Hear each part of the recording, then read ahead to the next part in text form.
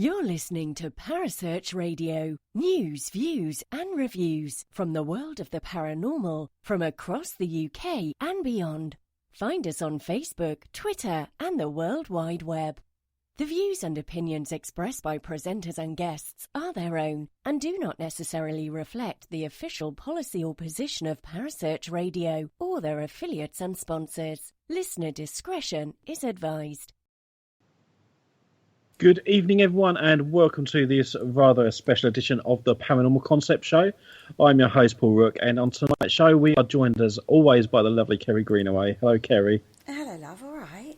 Yeah, not too bad. How are you? Yeah, I'm really well, thank you. A bit sad, but, you know, it's positives for the future. Why are you sad? Well, because today we announced that Parasearch Radio is going to be closing in the next few weeks. So it is sad news, but there are lots of positives for everybody on the station coming off the back of it. So that's really good news, right? Absolutely. And as I said before, as one door closes, another door opens. And, you know, although it's the end of Parasearch, you know, we've got Paranormal Concept Show moving to a new network. Mm-hmm. So we're still going to be broadcasting and stuff, so people won't miss out at all. No, not at all. And that's just one avenue. Yeah, that's just one avenue for us. That's without what's going on for the other guys. So, yeah. Absolutely. So, you know, okay, so it's sad news, but all positives will come out of a negative, right? Exactly. Exciting times ahead. Mm-hmm. Very much so. And a fascinating show tonight we've got for you. We have. We are joined by David Parry. Hello, David. Yep. Watch your cock. Evening, everybody. Good evening. How are you? Well, as I was saying off air, I'm a shadow of myself, but the show goes on, and it's always an honour to be with you and Kerry, and I'm really excited, you know, and honoured you've invited me back. Oh, you're very welcome. I know Kerry wanted to talk to you quite extensively about your new book that you've have you launched it yet, or is it still in writing? Oh, no. I mean, it's finished. It's got a weird history of its own. Actually, it was finished 5 years ago. And I had a lot of trouble with Russian publishers. If anybody's listening and they're thinking of getting a Russian publisher, take it from me, don't. You know, a learning curve with wheels on I went through 5 years ago. And you have to end up threatening people with lawsuits if they don't see sense. So that's quite interesting. No, it was launched last September. It says on the blurb on the back, it took about, what was it, a project going on for 10 years. Actually, it was about 7 years for the simple reason. No, don't worry. Carry on. I'll mute my mic. Right. For the simple reason it grew out of some conferences. Yeah. I mean, I was invited by my dear friend, the Estonian author who wrote Soviet Hippies, a very fascinating book, to what used to be called the Dialogue Between Civilizations, the World Public Forum. And I was invited to speak for 3 times, I think, on Mount Athos. So I was on in the Mount Athos section of that conference. Yeah. They were looking at sort of European history, European identity, European spirituality in that, you know, because it covered the world, but that was doing the European bit. And I was deeply honoured to give a lecture in Salzburg and a few other places. Salzburg is mind-blowing, the sound of music and all that. Yeah. And, you know, to be honest, Paul, I wasn't really thinking about writing a book. I mean, the lectures went down, you know, because it's over a couple of years, years period. The lectures went down rather well because I don't think anyone had my particular take on this wonderful peninsula, this wonderful island, wonderful place, I should say. Yeah. And the Russian publishers at first said, well, you know, you're getting some good stuff here.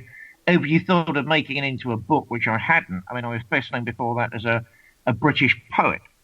They said, well, yeah, I'd really love to do that. And they said, okay. It took a couple of years more because, of course, I was going around speaking about this unique phenomenon called Mount Athos. Then it came together and all sorts of problems went wrong. Curiously, my spiritualist chums said you're going to have trouble with this book because there are various negative energies that don't want it to see the light of day. I class myself as a spiritualist at the end of the day, and we can talk about this. I think there's a massive difference between being a spiritualist and a psychic. And I'm not saying one is better than the other. I just think they're different. Yeah. And yeah, I mean, they were absolutely right, and it turned into a nightmare. So anyway, I got in touch with a few Western publishers. I eventually got in touch with Manticore in Australia. Gwendolyn Taunton is the most amazing publisher and lady I've ever spoken to in the entire field of publishing. She helped sort me out, and it came out with them. Curiously and weirdly, it was only fully together last year because it gave me the chance to add one additional concept, which is what you could call Quaganry. That's a new word going around at the moment. A mixture of Quaker and pagan. So in other words, it's a mixture of the Christian tradition and the rising of the new pagan traditions. And as usual, they're the only people brave enough to even be looking in that direction. So it gave me the chance to say, well, look, there's a bigger picture here, in other words. Yeah. And added that final element, and it's out and done and dusted. Yeah, I'm working on something completely different at the moment. But I've just finished this book. The irony is that's nearly done because it took the other one so long to reach the light of day. So light overcame the darkness then. It didn't win, did it? Always, Kerry. No, I just couldn't. I've had that twice in my life. A couple of years ago, I was thinking of putting on a conference on the Nephilim, and I am not an evangelical, but I've got friends who are. And it was the Reverend Jim Helson in America who used to do these, Will Helmson, who used to do these amazing sort of, it was like performance theatre. I don't think he realised it, YouTube presentations. And he said, "Ooh, you're going to have trouble if you have a conference on them. They don't like being known about." And we had everything. We had everything in place. And I announced it one day, and 2 days later, everything was crushed. So there are responses on the other side. I mean, I've learned very clearly it depends what you're talking about and when you're talking about it. You've got to be careful.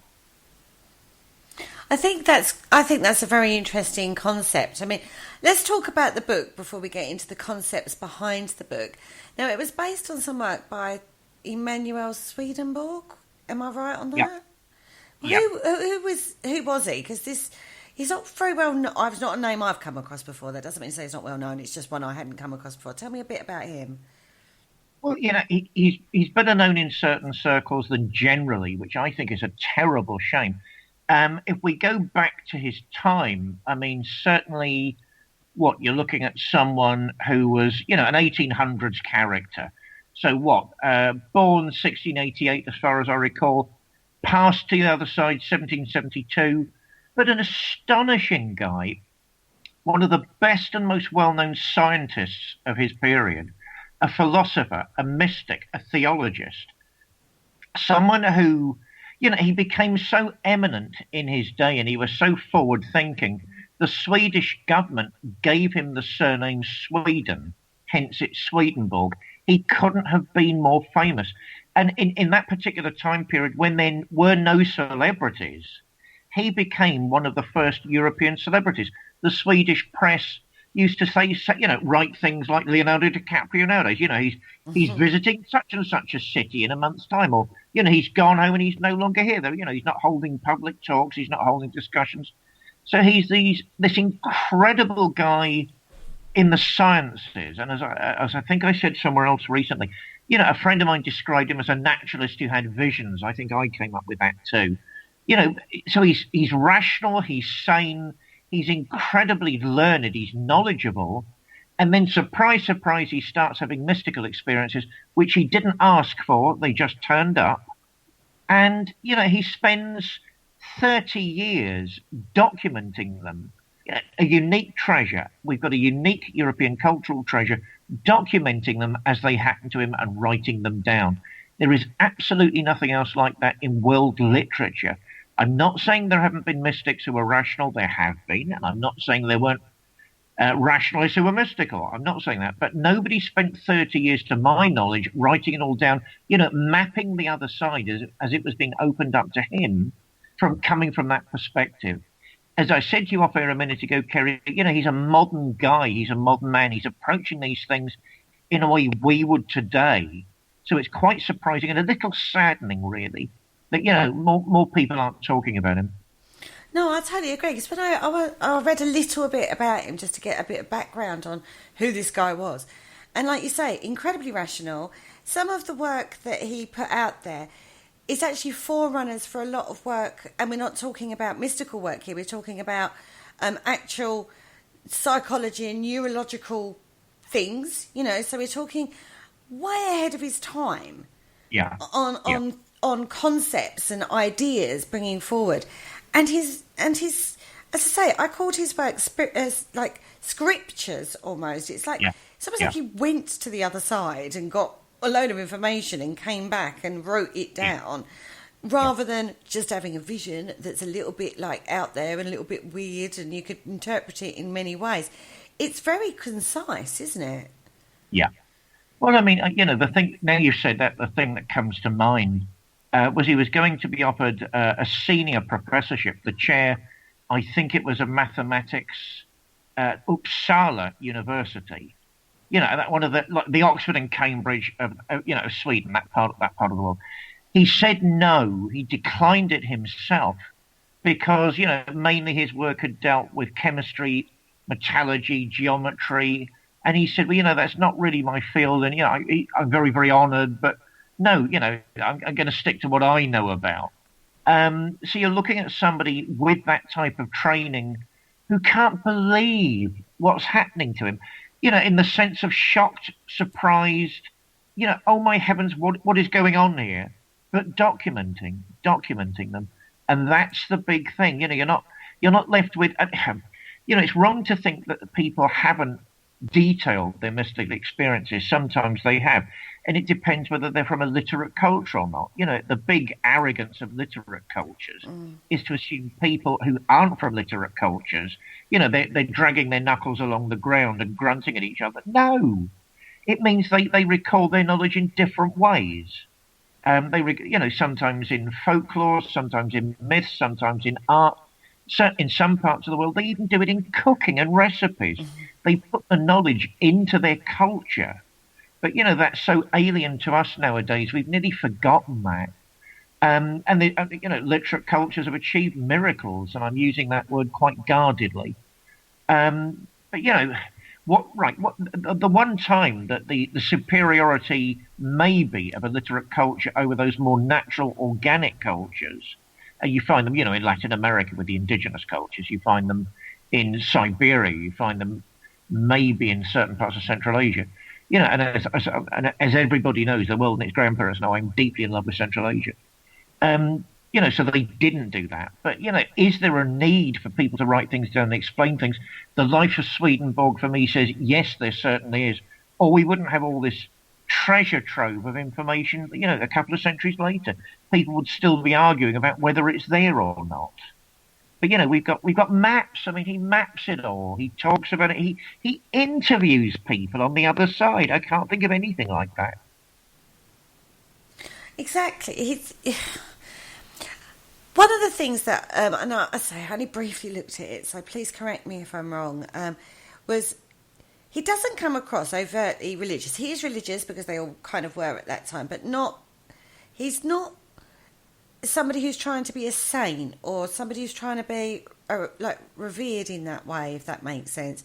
It just comes across as like a normal person that's having these experiences that he's documenting. That's how it comes across to me. It's like he was very careful not to give himself accolades for the visions he was having. Yeah. I mean, the minister part of me thinks we all need to be religious. Be more religious, Kerry. But, I just, as I said on the previous show, I find Britain very spiritual, if not religious, and maybe that's really what we should be aiming at anyway. No, I mean, he was a scholar. He was coming from a scholarly tradition. I can't recall myself whether he talks about higher states of consciousness. Nowadays the big hoo-ha is caused by talking about altered states of consciousness. And of course, that's where some people say the magical and the paranormal can be found.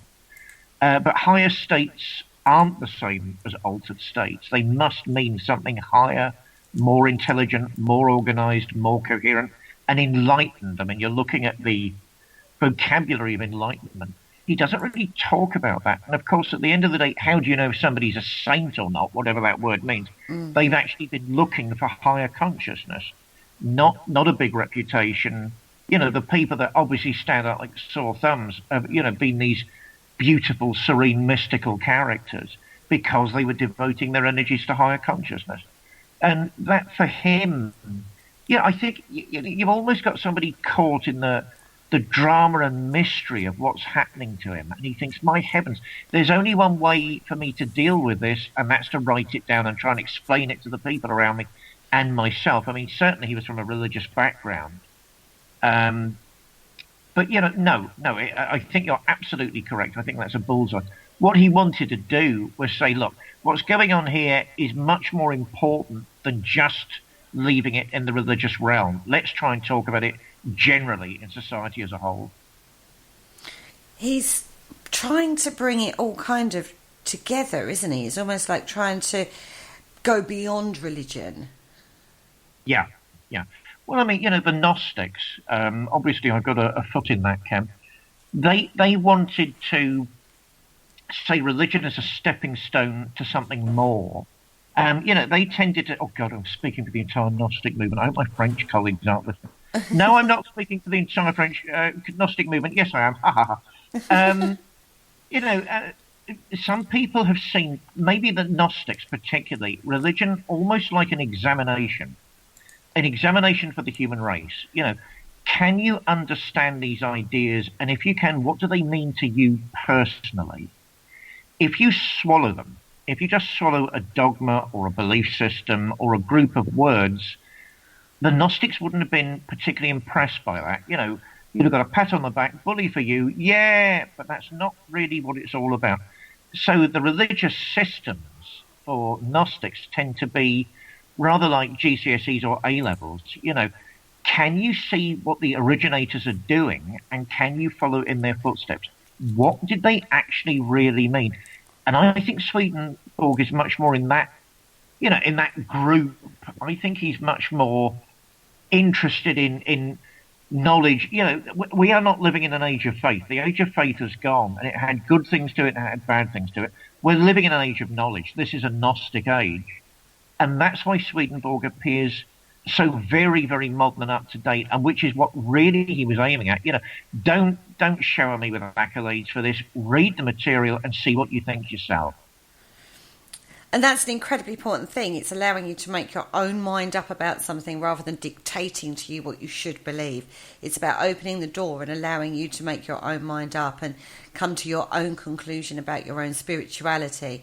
And that's when we talked Gnosticism with you a little while ago now. Fascinating show in its own right. And that's basically what that is, isn't it?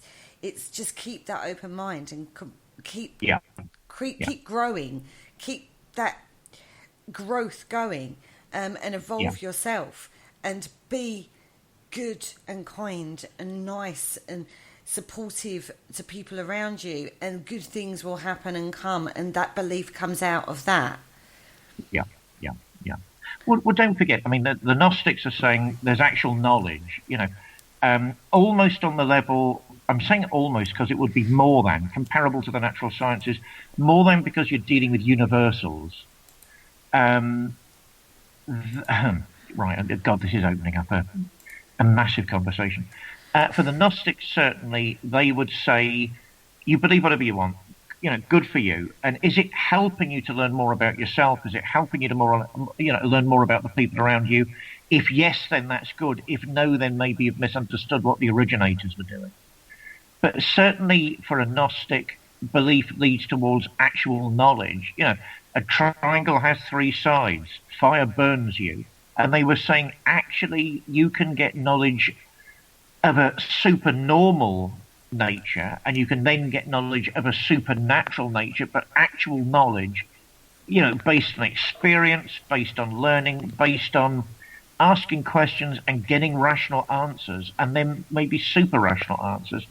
So, you know, I think that's what we all want nowadays, isn't it? We're all sick of, we're all sick of, opinions and what people think they mean and what they're saying 1 minute and contradicting the next. This is the modern world, and that's the modern world that is most exciting. I mean, certainly, if I'm looking back to the early Gnostic tradition, and remember, in the old days, Gnosticism was public enemy number one for the church, as it became, quite sadly. Because, do you need a priest or nuns or... Well, actually, yes, you do. Because you have religious professionals in the same way you'd have a coach in a gym. They know more about these things than you do, hopefully, and they can guide you into perfecting your own skills, your own strengths. And certainly if you look back at I try and do it myself as far as that's possible. If you look back at Gnostic religious services, you'd have probably had the priest at the front reading from a sacred scripture, and then the congregation would have meditated on it. What did you get out of it? And they'd have talked about it together to the end. Well, for me, it got to mean this, it got to mean that. I mean, that is so modern, that's so advanced. Swedenborg, for me, is someone that really starts awakening from that type of, religious slumber that was in his time into a new type of Gnosticism. Yeah, I can see that knowledge is important, and we can achieve knowledge of the other world, and then it makes us free. What was it says in, in the Gospel of John? You shall know the truth, and the truth will set you free. Mm-hmm. And certainly that's the sort of thing that Swedenborg really, really accepts and thinks we all need to start doing it. I totally agree. James has actually put into the chat room, spiritualism adapts and evolves just as our knowledge and understanding does. Yeah.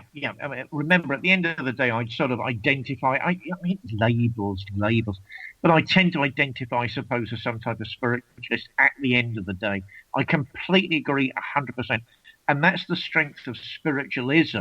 I mean, I sort of prefer the word spiritism, which comes up a lot in my new book, for the simple reason spiritism usually implies something like there's a philosophy, there's a group of ideas that I sort of assent to, and there's an implied lifestyle, whereas spiritualism, not always, and it depends who you're talking to, and sometimes it depends on the part of the country, that tends to mean something like, looking for unusual events, and there's absolutely nothing wrong with that, and looking for unusual powers, and I've done that myself, so I'm not saying there's anything wrong in that. I am saying maybe there's a difference in emphasis, and certainly, and this is said with the deepest love and respect to brother and sister spiritualists, a lot of the spiritualist meetings and churches I've been to over the last couple of years particularly are focusing on the paranormal, the unusual, and that's absolutely great. But again, I come back to the same problem. Are you really helping us find the golden skies of higher consciousness? Because at the end of the day, that's really what it's about. I'm going to say something that's going to get me into hot water. A spiritualist church near me. Two very brief anecdotes. I went in there a couple of years back to one guy I'd never seen who was on the platform, and he got absolutely everything wrong. It was a phenomenon. Even if he'd been guessing, he'd have got more right than he was getting wrong. So I was sat there thinking, how on earth can you manage that? There isn't a single thing you're saying which is resonating with anybody. I could do better. And, some of the old Dowager Duchess ladies, some of the old ladies at the back were visibly getting irritated, very, very irritable. And he came to one of them and she said, "I'm not taking any messages from you, young man." Oh. And she gave him a dusting down. So we were all terrified to say a word after all that. And so she told him in no uncertain terms what she thought of him and his so-called gift. And, do these things happen as part of life? Yes, spiritualists also mustn't get po-faced. And let me balance that particular story by something that happened a couple of months later. There was another medium I'd never seen before. She was, I thought, a middle-aged lady, but she was dressed a little like, I'm going to say something awful, a little like sort of a Victorian schoolgirl. And I thought, oh, no, not again. We've got it again. She stood up. She obviously went into a trance within seconds. the entire physical atmosphere of the room changed. The temperature dropped by a couple of degrees. It was noticeable. And all of this stuff poured out of her mouth.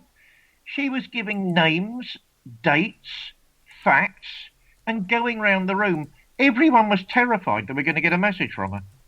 And afterwards, I'd never seen anything quite like it. I went up to her. She was exhausted. The dear little thing was exhausted.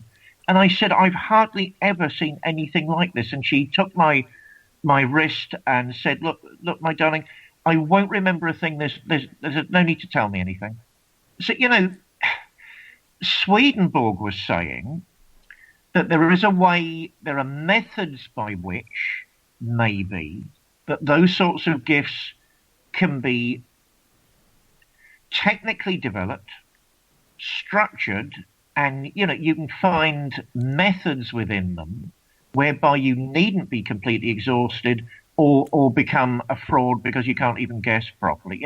There are rational ways of looking into the spiritual realm, and yes, other people have done that after him. I mean, another of my heroes, Rudolf Steiner, he certainly did stuff like that, and he's another giant. Why Swedenborg? Because he was, a unique, as I say, phenomena, and he spent so long documenting all this, and of course he was doing it before Steiner. Oh God, do I say other things like, yes, I've seen ectoplasm. I've actually seen it. So Sorry, I sneezed. Oh, bless you. Sorry. You, that's the minister of you, bless you. Thank you. So, yeah, is all of it there? Of course it is. But what Swedenborg was trying to say is, look, phenomena are fascinating. We know they are. But is it leading you to a more peaceful, serene life? Is it leading you to higher consciousness? Are you synchronizing more with the society you find yourself in and the universe, which you're connected with? If not, maybe, just maybe, there are ways to take it rationally further than you have been. And, that's the message that excites me most in him. Paul? God, have I silenced you too? No, Paul. It's definitely interesting. I mean, I was just looking at some of the research on this guy, and just sort of to play devil's advocate a bit, it just seems a bit convenient, and it was almost like it's something he fell into, because he was an inventor and a scientist to begin with, and then he started getting his visions and dreams and stuff sort of around Easter time, I think it said in the research.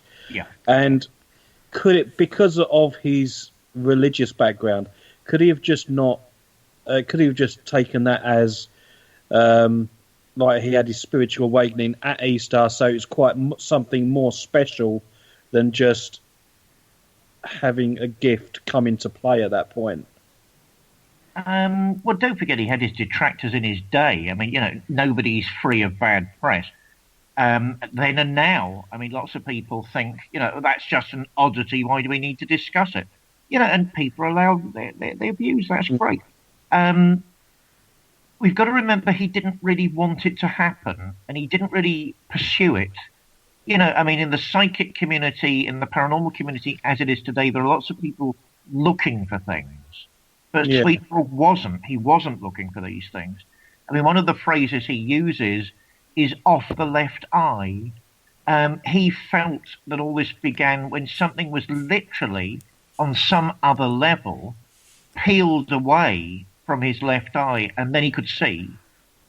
But what I'm thinking is that maybe if it didn't happen at Easter, because obviously it's got religious connotations just there on its own, if it happened any other time in the year, would he have started writing his books and like the Heavenly Doctrine and all the other bits and pieces that he wrote to try and sort of reform Christianity? Well, I mean, you've got to remember he was a Christian. I mean, he, by no stretch of the imagination does he fit into any of the current denominations. I mean, a lot of them are very wary of his work. They haven't read it, but they're wary. You know what I mean? Yeah. It's that typical prejudice that you just get. No, I mean, he felt it happened to him at Easter for a particular reason. It wasn't just one of those things. I mean, you know, if you're suggesting he was trying to time it, again, I'd say to that, well, no, because he didn't want it to happen. Well, I'm thinking more of a coincidence that it happened then. Yeah. And then he just sort of made more of it than what it actually was. Well, I mean, you know, if Christianity's true, and I don't want to go down that route, why wouldn't it happen then? That would be the perfect time. And he was a devout Christian, albeit of an unusual sort. You know, I don't know, from my perspective, I've got some sort of theosophical perspective, I suppose. You know, I think if mighty powers are trying to awaken you to deep things and you form part of an established religious tradition, they will probably try and aim to do things according to that calendar. Yeah. You know, the world of the psyche, the deep psyche, it tends to be very symbolic. You know, I mean, look at what the shrinks are saying, the psychotherapists, the psychologists are saying. You know, even Freud, I mean, people tend to forget Freud was absolutely fascinated with telepathy. He was convinced telepathy was real. And that's gone missing from his biography nowadays because it makes too many people uneasy. I mean, I went to visit the Freud Museum a couple of months ago with my dear friend. And I was talking to some of them. I mean, it's an incredible place. You know, because they were putting on an exhibition called An Encounter with the Unconscious. So they couldn't really avoid difficult issues. And so I said, well, you know, don't you think, because of course Sigmund Freud was a Jew, don't you think a lot of this is strangely synchronous with Judaism, which they didn't want to discuss, and I thought that was fair dues. Yeah. No, I think, you know, if you look at what the great psychiatrists, the great psychologists are saying, they would say the subconscious, the unconscious, and of course Swedenborg would have claimed to have gone way beyond. I don't mean in terms of argument, because he would have thought there were many states of consciousness. You know, those things operate in a symbolic way, and there are ways to get even beyond them. But that may be the trigger with all of them. You know, these unusual stirrings operate in your mind and your heart and your psyche according to a calendar that you've ingested as a child. I mean, there's a possibility. Mm. Oh, that's a concept right there, isn't there? Well, yeah, there is, absolutely. You know, I just think it's a shame. It's a shame for me that lots of paranormal people, present company except, because you know I'm great fans of both of you. You know, they reinvent the wheel every week. Yeah. You know, why not look at the literature? It won't let you down. Why does that irritate me? Because I sense behind it there's almost a lack of faith. You know, I'm not reading all this stuff because, oh my God, I might be wrong. You're gutless.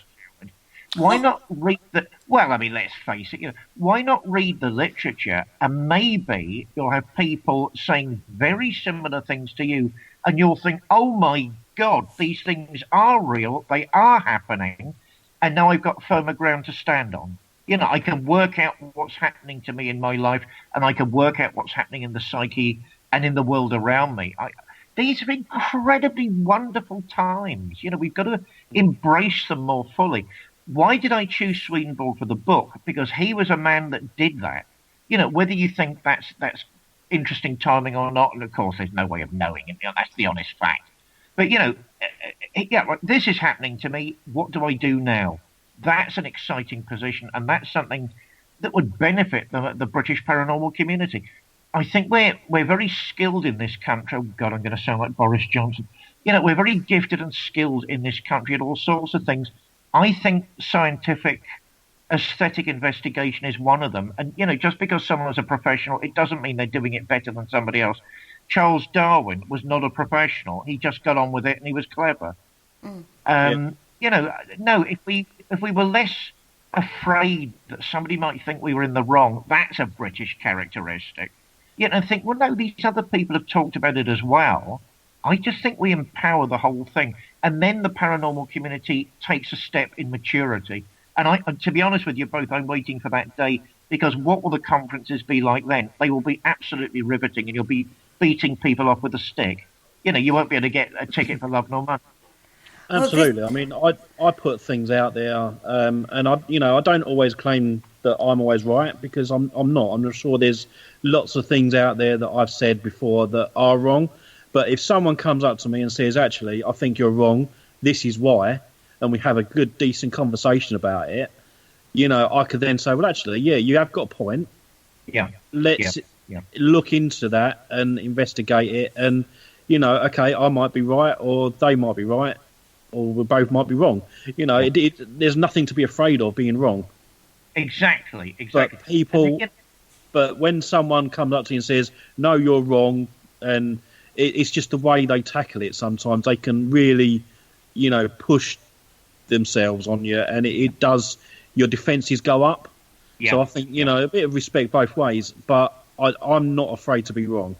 If I'm wrong, hands up, but I'd like to know why people think I'm wrong. Yeah, but Paul, that's a mature, attitude. That's a mature attitude, and there should be more people with that attitude. I'll tell you who I was thinking of when you were saying that. I did a couple of conferences with Brian Cano, who's a chum of mine. Yep. Was that what's that bloody program he was on again? What was it? Oh God! Yeah, it was a while ago, wasn't it? Yeah, cause he was the tech guy, the good-looking tech guy, grinning all the time. What was that bloody thing called? American something or other. And I noticed, because he's a media guy, so I get people staring at me. Then there was this sort of awful hiatus when I'd finished, and they were very respectful, and they'd ask questions, and I did my best to answer. So I thought, well, that's odd. There we are. Every time he spoke, it was nearly pandemonium. I think, hang on, are you doing that because you want to discuss it with him, or because he's a celebrity and you want to have a dig? Yeah. So come on. The paranormal, by its nature, is absolutely fascinating, and I think it's got infinite potential and resources, and that says something about all of us as human beings. This is exciting.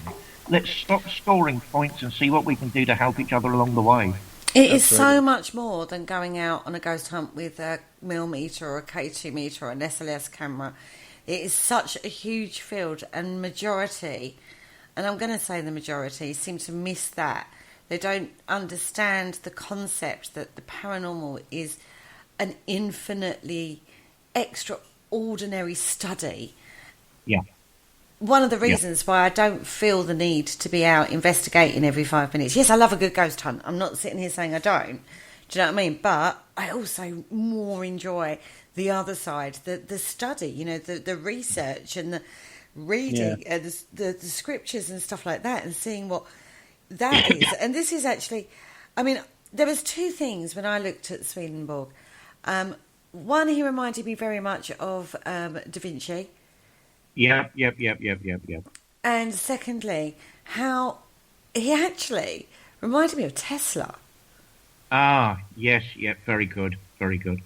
Well, look, God, you mentioned two people.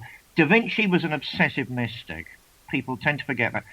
Why were one of the reasons the arts were held in such esteem in previous cultures, and I'm not saying they're not now, was because people realized much more clearly in the past that the mystical and the paranormal went into the production of art. Not only were those ideas inbuilt into the artistic process, the secrets, the knowledge that somebody had in the past, right, for religious reasons, the church would kill you if you weren't careful.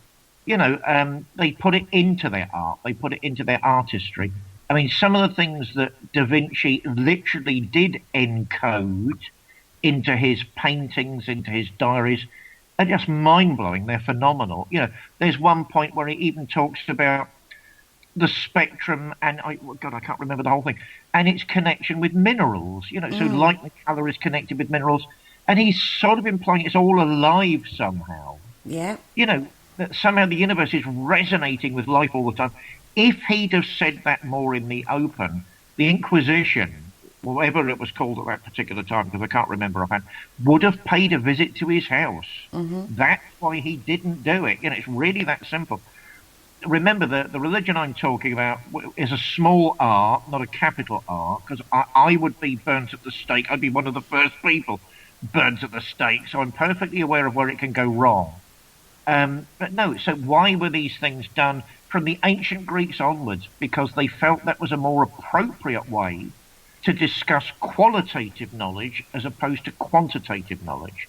It wasn't till the time of the French Enlightenment centuries and centuries and centuries later. And I mean, they weren't atheists; they were deists. I don't know where modern people get the idea they were all atheists from. They weren't. I think one of them was an atheist, the Marquis de Sade, and he said he was one of them, and he wasn't because they told him to sod off. So they were sick of the wars of religion. So they said, look, let's base human knowledge on something that we can't fight about all the time, the physical world and how it works. In other words, reason and observation. And as I say, they were deists. They believed there was a divine principle. They believed in the infinity of human potential, at least most of them. And that's really what they were trying to pave the way towards. I suspect they'd have liked Swedenborg because he's got reason, he's got a method, and he's saying, are religious structures important? Yes. They've got cultural value, they've got sociological value. Yes. But they're fingers pointing at the moon. They're a stepping stone to something else, a stepping stone to something more. And if you just get stuck, in your pew at the back of a church for 40 years, good on you, and let's hope you've had a nice time, but maybe you haven't really understood what all this is aiming at. So I suspect, if you look at it from that angle, then you're looking at Swedenborg, the pioneer. You're looking at him in a tradition that goes through people like Da Vinci, that look, Tesla, my God, I mean, the man had visions. The man was communicating with intelligences from other worlds. I heard, God, that's reminded me, somebody told me a couple of months ago that Da Vinci was doing something similar. I can't remember that conversation. But certainly in Tesla's case, you've got a visionary science. I mean, the modern sciences, they would have baffled the philosophers because nearly all of it's built on dreams and visions. Einstein's vision of being on the end of a beam of light. You've got Oppenheimer's vision. You've got Niels Bohr's vision.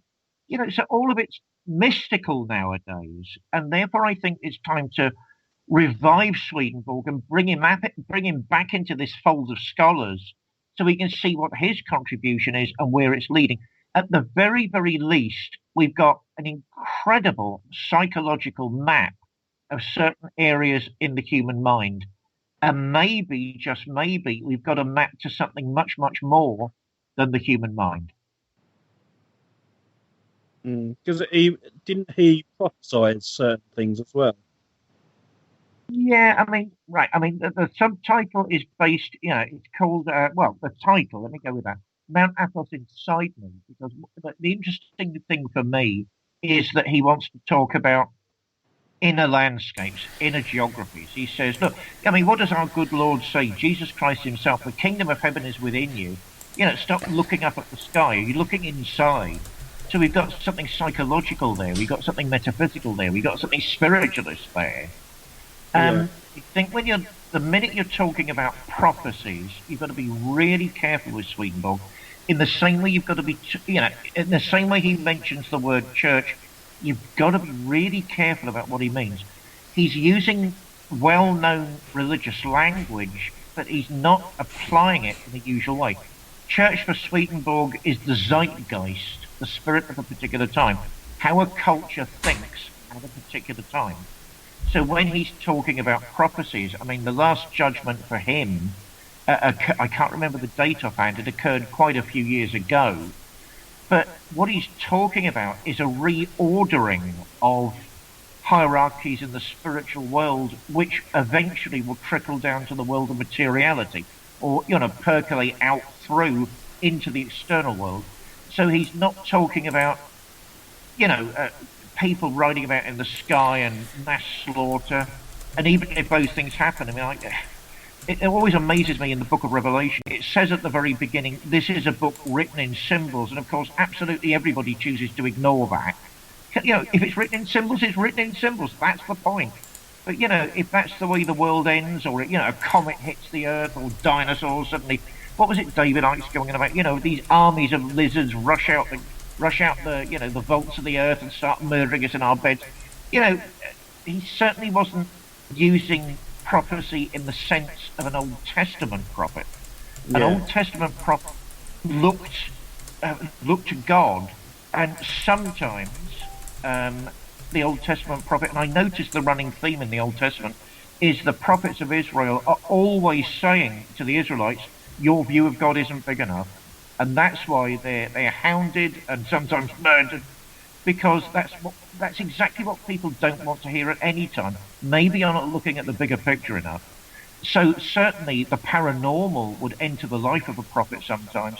They'd have visions of the future. They'd see what was going to happen on our plane of existence. But that's not really what Swedenborg is talking about. He's talking about internal materials being rearranged on some fundamental, but very subtle, etheric, astral level. He's not talking about the physical realm at all. That's one of the problems with some modern Swedenborgians, because of course the natural sciences would tend to make you think he's talking about what's happening here, but he's not. When he's writing about science, he is. When he's writing about these things, he's talking about the inner world. It's very terminology. This is a concept that comes up time and time again. You've got to put it in context of his world. You have to, this is what we come across time and time again.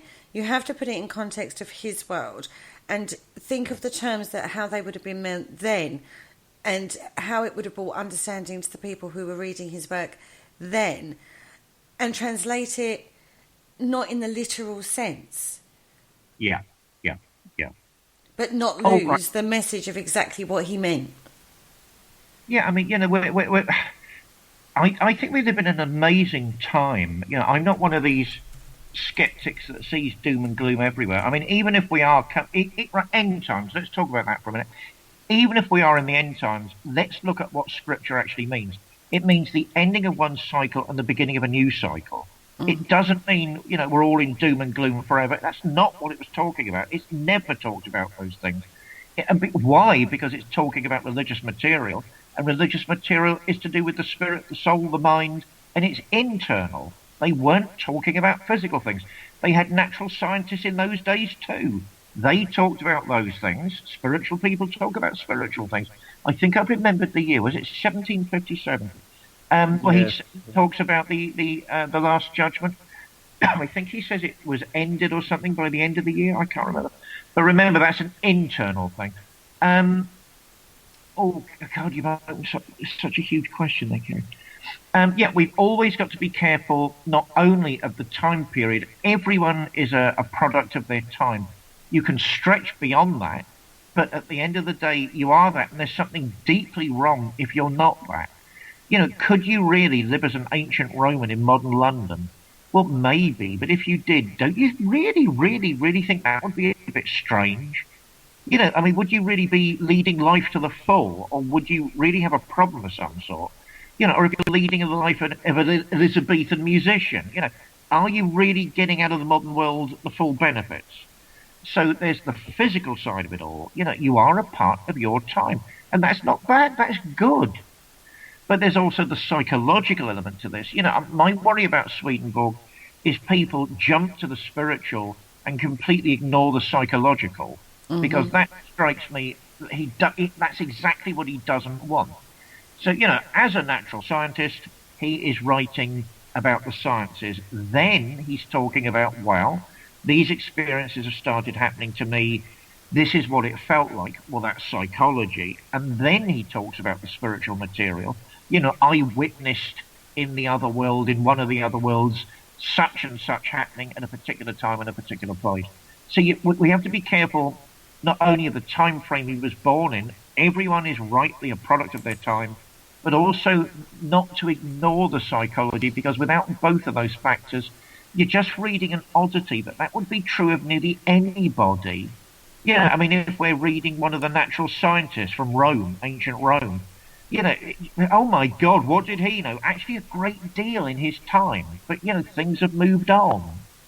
No, I think you're absolutely right. We've always got to remember those factors in any of our reading, any of our research, any of our, if people want to listen to this program and go and call up Swedenborg, absolutely great. But remember those factors, because they help make sense of things. exactly like we were saying a minute ago about the paranormal community, isn't it great to get all these results? And I actually think we get more results than we admit. I'll tell you who one of my heroes is. Have you heard of Steve Huff? Huff Paranormal. Oh my lord! Don't bring his name onto the table. Oh, all right. I'll get him off the table. I'll get him off the table. But no, he absolutely intrigues me because I think because he knows too much. But I just like his approach. There's a bit of fun to it. There's a bit of humour to it. He's working with tech that he thinks can help, and he gets lots of information. I think what we need to do is have more paranormal conferences in this country, not just a handful, and all turn up and have a good old chinwag and see what we've all been up to. I think that's the way forward, and we will learn a lot from each other, and then we're on a different footing again. So, yeah, let's not forget the time frame. Ours is a time of discussion. Ours is a time of sharing knowledge. Let's not forget the psychological, and don't be afraid of it. If you think the great psychologists of modern times, Sigmund Freud, Carl Jung, etc., if you think they're enemies to the paranormal, absolutely they're not. I mean, anyone who reads any of Carl Jung's diaries, particularly the end of the letters exchanged between him and Freud, where they're going on and on about the paranormal all the time, let's start looking at these treasures and thinking, oh, we're actually doing a great deal of good work. Let's have more fun with it and let's do things more seriously. The psychological side of things, that side fascinates me in the paranormal field, and I don't think there's an awful lot of that being considered on the wider field that needs to be looked at. And like you say, it's learning and crossing that scientific, spiritual border that people have difficult with. It's either one or the other. And yes, let's go out and contact ghosts. And there's not that, I don't know, it's just, I think there's a lot more scope that people can look at. We have got some massive characters in history, Swedenborg being one of them. I was talking about Carl Jung the other week. Fascinating concepts that are coming up. They explain a heck of a lot of some of the phenomena that is out there and is being experienced. And yet nobody wants to know about that. They just want to put it down to, oh, hang on a minute, I saw a white lady by a pool. It's got to be that spirit of that maid that got drowned there because she was murdered by her mistress or something. Do you know what I mean? You've got to be very careful and explore every possibility, not just one. And people like Swedenborg bring different concepts to the table. They look at different, awakenings. Look at those awakenings, see where they've come from, whether or not it's a deeper psychological thing or whether or not it's a vision from above or from a different realm. Think about it. Oh, Kerry, I mean, that's just wonderful. I tend to see these things as a continuum. I think what makes people nervous, because they've not thought about it, is that, it's only psychology. Oh, my God, these ghost hunts are only psychology. Because that phrase makes no sense. There's a physical side to it. I mean, I've never been on a ghost hunt in the middle of the night in a warehouse. I mean, I'm 61. I'm not going to do it now. I like being in bed with my teddy and my cup of hot chocolate. So I'm not going to freeze my arse off. I'm sorry. Those days are gone. For me, it's a continuum. There's a physical level. You meet people. You do interesting things. You have a bit of fun. There's a psychological level. And there's a spiritual level. I don't think it's an either or. I'll tell you one of the areas I got that from. Certainly Swedenborg was one of the instigators of that way of thinking in me, because he's very clear that those three things are living and they're real and they're active. There was also a guy called Roberto Assagioli, an Italian who was a friend of Freud and Jung, who used to attend sometimes the seances held by Alice Bailey. Alice Bailey, of course, is probably one of the architects of the whole New Age movement. I mean, she's an astonishing individual. And as a young up-and-coming physician, as a young up-and-coming psychiatrist, he was absolutely gobsmacked at everything that was happening in front of him. So he wrote on a psychological level and a spiritual level about these things. A whole school of psychology eventually comes from his work called psychosynthesis, which he wrote to Freud and Jung about, and they both said, good luck to you. And he helps. I don't know if he was a member of the Lucis Trust or not, which is Alice Bailey's organisation, of course. But certainly he set up the Psychosynthesis Institute. I think that's in Florence. Because we've got the teachings. Alice Bailey has given us the teachings. So we're back to square one in the sense, what do we do with them?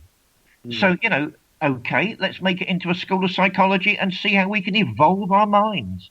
Let's expand our minds. Swedenborg was trying to do that, I think, but he was a couple of centuries before, through the church. He had a lot of books printed at his own expense, which he would send to churches in the hope it would start a discussion. It wasn't like nowadays where you're trying to browbeat people. Believe this or I'll hit you with my Bible. He was trying to start a discussion. It didn't work, but he didn't know, because of the time frame he was in, the period he was in, what else to do. I think if he was around now, we'd all be going to seminars and conferences, and we'd all be rushing around fields and stone circles and, encountering phenomena. I think he'd have been one of the live wires, not only of spiritualism, but the paranormal community. And we need to be a bit brave, a bit braver with each other and think, well, if he could have done it, we can do it. Totally.